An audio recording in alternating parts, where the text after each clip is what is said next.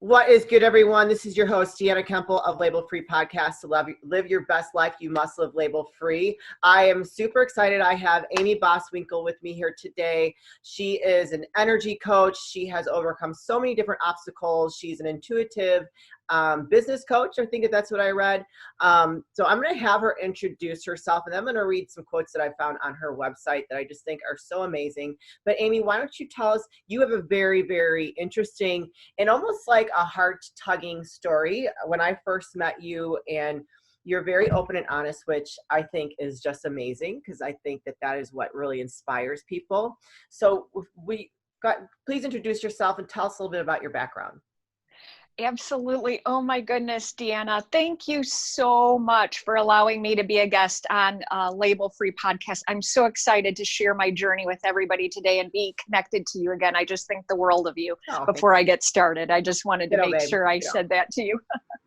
Hi, everybody. I'm Amy Boswinkle, and I am an intuitive and a women's energetic mindset marketing and strategy business coach. I have a bachelor's degree in psychology. I am a certified NLP master practitioner. NLP stands for Neuro-Linguistic Programming. I am also a certified RMT, which stands for Reiki Master Teacher. I am a featured co-author in 2 different books. One is Victorious Women Overcoming Mediocrity, and the other is called The Impactors. I am a top 10 finalist from season 1 of the Next Impactor competition. It was a public speaking competition that was absolutely fantastic that I was a part of in 2019. And I just absolutely love people. Like, I have always loved people. However, I wasn't always as open and as talkative and communicative as I am today, because to take you back a little bit in my timeline, I have suffered from childhood sexual abuse starting at age 3. At age 3, I did know that I had a gift. I wouldn't have said it was a gift at age 3, but my great grandmother was passing away from cancer, and I remember I would climb up into her bed and I would get messages. In the corner of the room was an angel. Wow. And the angel would tell me messages to tell to my great grandmother, because she was afraid. And I told her, I remember very vividly that I told her that where she was going, there was going to be no more pain, that she would still be able to see us and be a part of our lives, and that she had really nothing at all to worry about. And I know that those conversations really helped her transition into the next world, and they certainly helped me as well. Make me cry. Oh, thank you, Deanna. So I lost my light. The sexual abuse that occurred was from a family member who told me to never tell, or nobody would love me anymore. So at age 3, I lost my voice. I was really afraid to express myself. I'm not saying that I never spoke ever, because that would be a fib. But it was very hard for me to talk to people and to tell them who I was. So things were always really surface level with me. And it was always a struggle to be able to talk with people. I would get a lot of anxiety, and I would have to really think about what I was going to say before I could say it. And this actually presented itself as a problem when I was in first grade. I was 6 years old. My teachers thought that I was a special needs student because I couldn't talk. So I got sent to the special needs classroom, where they learned that I didn't really belong there. But the beauty and the gift in that is that I think that was the first time that I realized that I actually really loved helping people. So being sent to that special needs classroom, there were only, maybe 5 or 6 students in there. But because I could go there, I got to thrive. Because I loved helping those kids. I can remember. That's amazing, especially if you're being victimized yourself. And I just want to sidetrack a little bit, because I'm very much into following, what's happening right now in our world with the whole pedophilia rings. And, I did a big event against human trafficking last year. And, it is very, very sad to hear how many young people are being victimized at a very young age, and a lot of times in their own homes. And I gotta give you a lot of credit for having the courage to talk about it, because it's a very taboo subject, and it actually makes me very angry. We're more concerned about this whole COVID nonsense, which, as someone who is, holistic and has a healthy outlook, we should be more focused on a lot of that stuff that's happening than this other stuff. So like, I applaud you, and my heart goes out to you for what you went through. And I think that it's important for you to keep telling your story. Thank you so much, Deanna. Thank you so much. Strongly about it, and I just I was looking forward to it. And when we were talking, the last time I saw you, we were talking, I wanted to hear more, and that's why I was just I was so determined to get you on here, and I want to hear you talk more. Absolutely. And I'm glad that you brought that up, because I am in agreement with you. This is such an important topic to be talking about. And I know that we need to be informed about what's going on in the world, but I think that a lot of the things going on in the world are bringing up a lot of traumas in people. Yes. People have been isolated.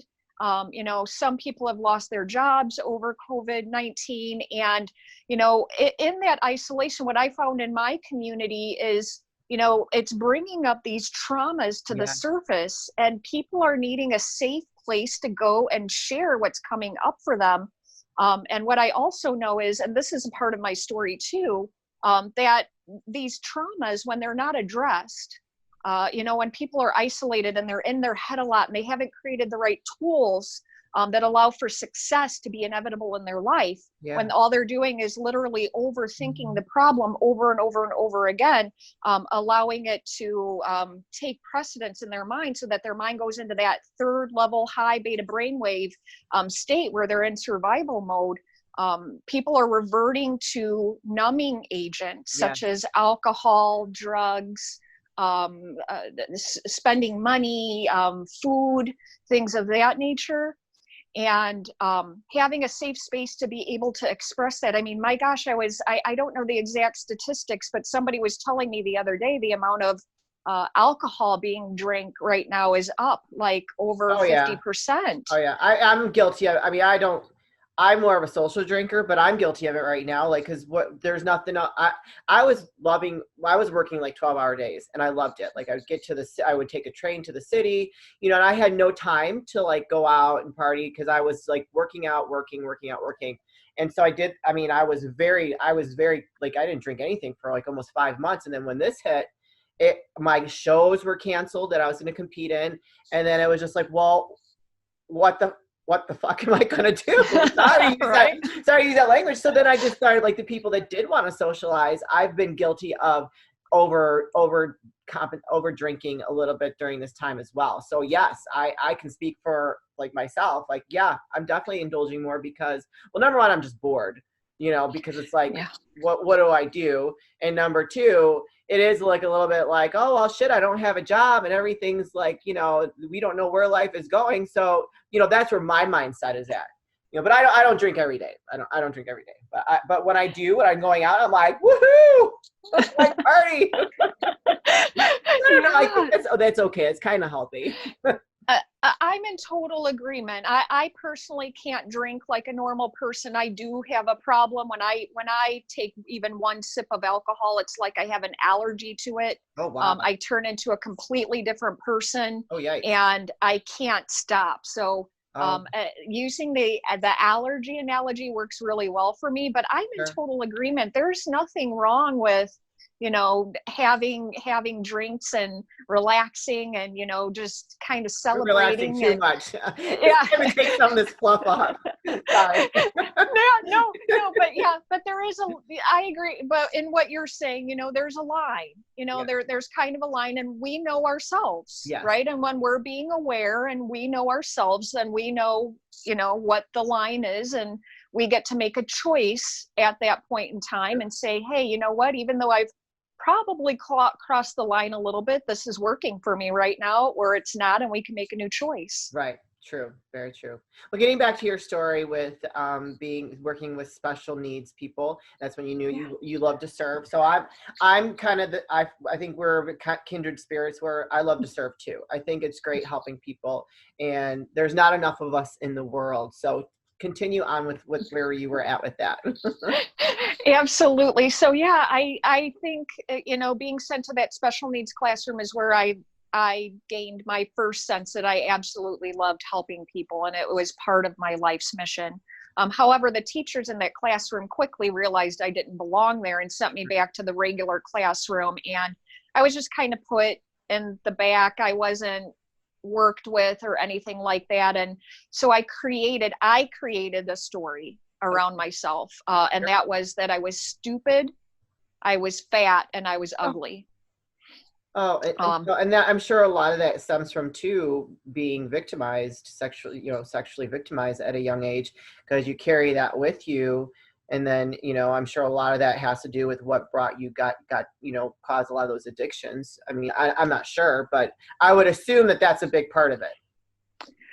It absolutely was, because I held that secret inside of me about being abused from my family. I told certain friends, not very many people, but I did tell certain friends as I got to be a middle to an older teenager in my early 20s, but I didn't tell any of my family members until my mid 20s.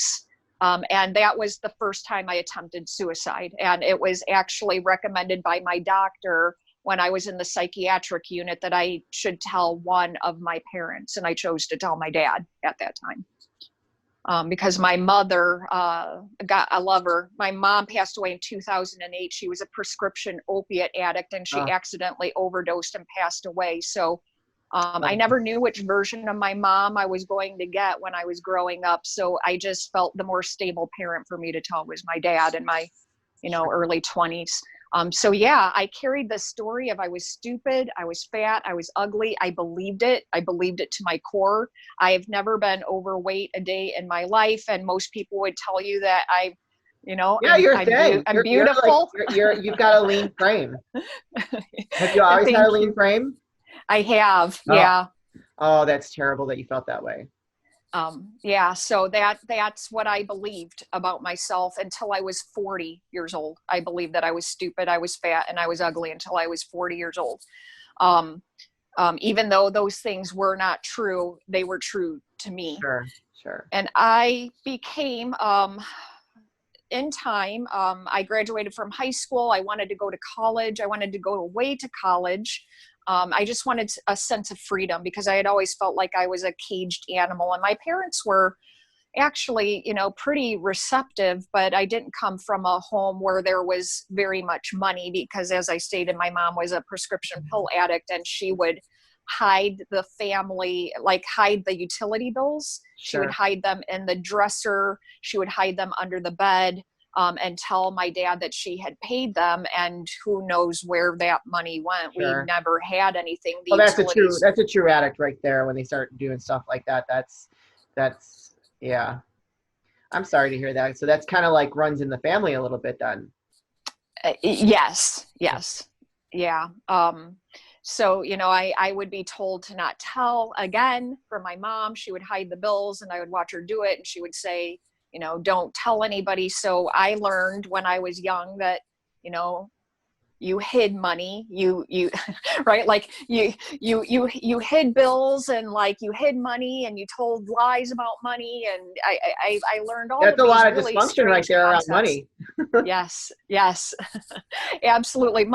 Money, love, all those things. I got told all sorts of like misconceptions about that. So my parents were supportive of me going to college, but they couldn't, they did what they could to help me, but they really couldn't help me a lot. So I ended up having to work full time and go to school full time. And I became a full-time partier. I started off with, smoking pot and drinking alcohol, which led to utilizing pills and using uppers and cocaine, and it led down the road to I wasn't a fan of uppers like Coke and Crick, but I wasn't picky either. But it eventually led down the line Get that high.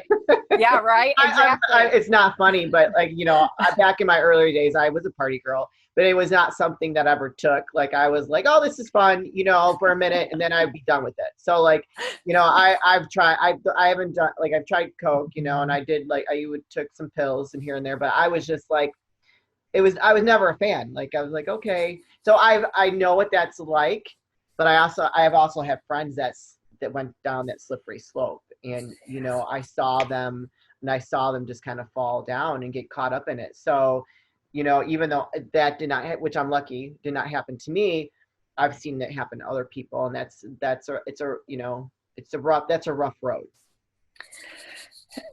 Absolutely. And I'm in total agreement and watched people, go down that road. And I had, my own road that I walked down. Eventually it led me down the road of using heroin intravenously.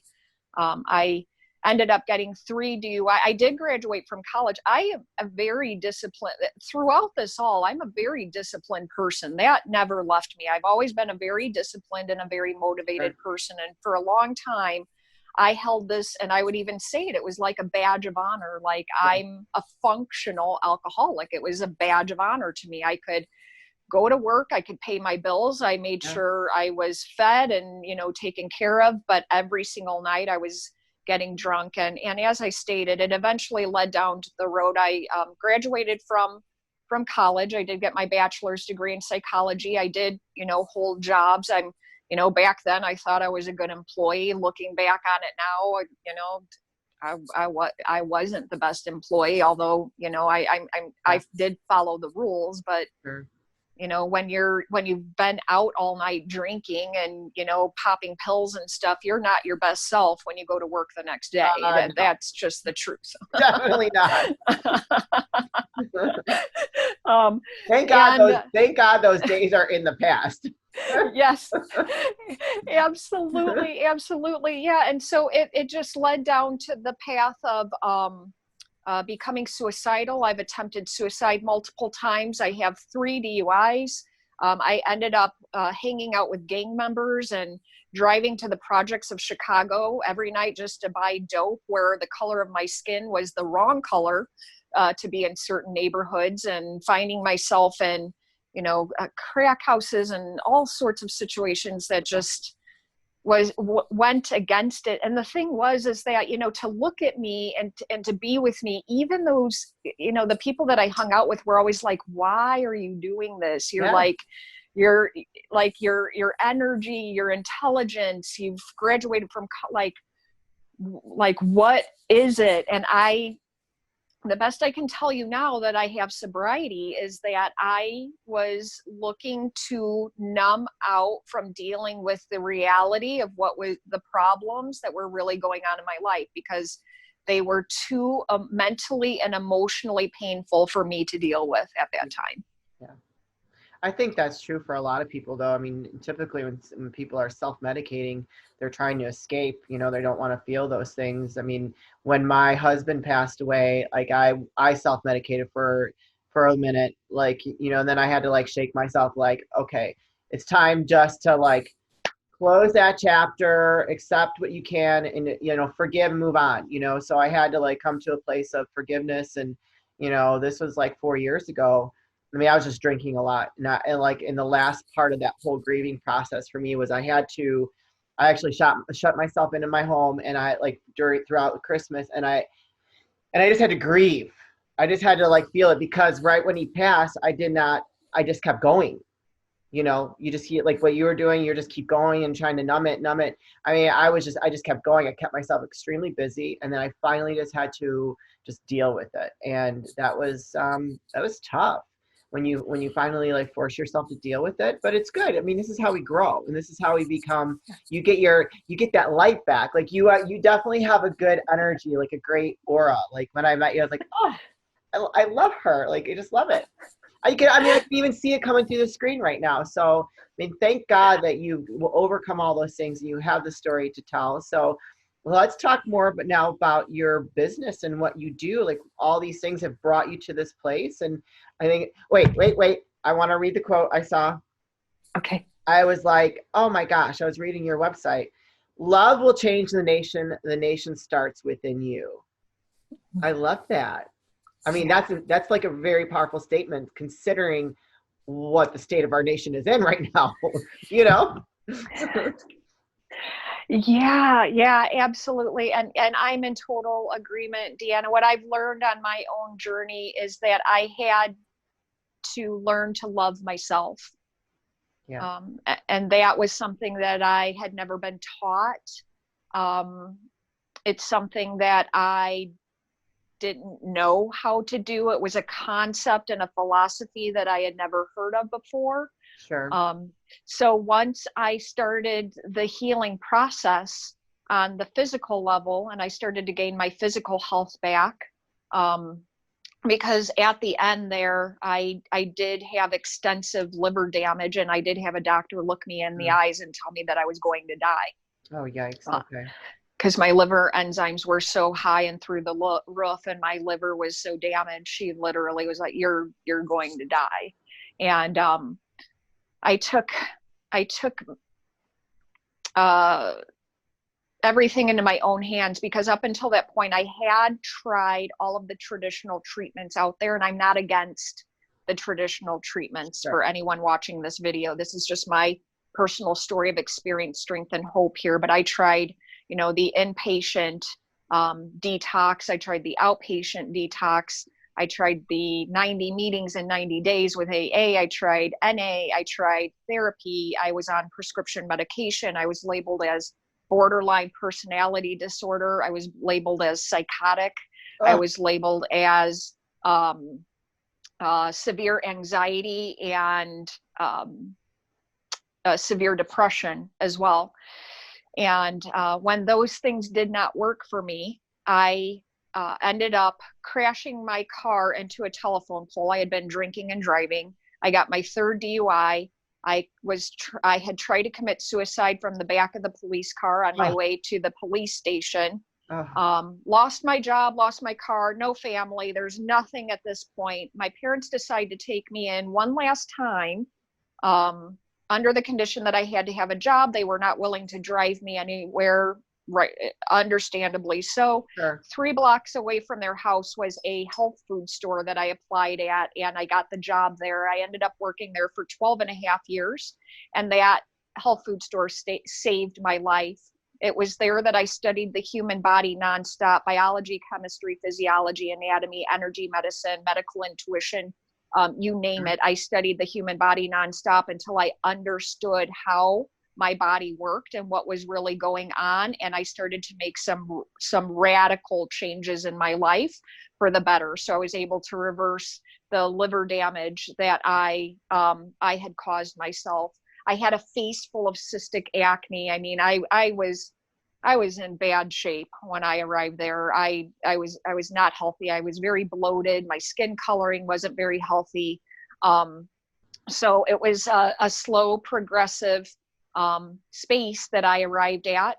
I developed my 5-step approach, which is in my first book, Victorious Women Overcoming Mediocrity. The story in there is called Darkness, Darkness Everywhere. So my 5-step approach to health is in there. The 5 steps that I utilized myself in the 12 and a half years that I worked at that health food store, when I would get customers who would come in and they were willing to try certain things that I worked with over and over and over again. It was a really simple and easy process that I could take them through. Sure. And that was to watch your sugar and carbs, to look at candida, to see how much inflammation you have going on and see if the inflammation markers in the DNA have been turned on, to watch digestive distress, and to look at adrenal fatigue. So those were the 5 things that I found that when I addressed myself, it would help most healthy people who are looking to upgrade their lifestyle.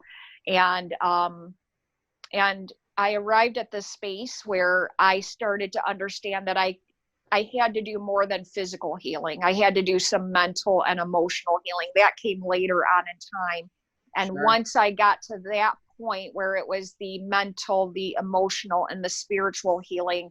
That's where I started to understand that concept of self-love, and that love will save the nation, and the nation is within us. Yeah. It is the self-love, it is the nation within, yeah, that is actually going to heal and make a person, although none of us are ever broken, it's going to allow us to feel that wholeness, sure, of self. Yeah, I love it. I love it. And so now today your business is called Connections Restored, and that's connectionsrestored.com. And this is where you offer all different types of coaching.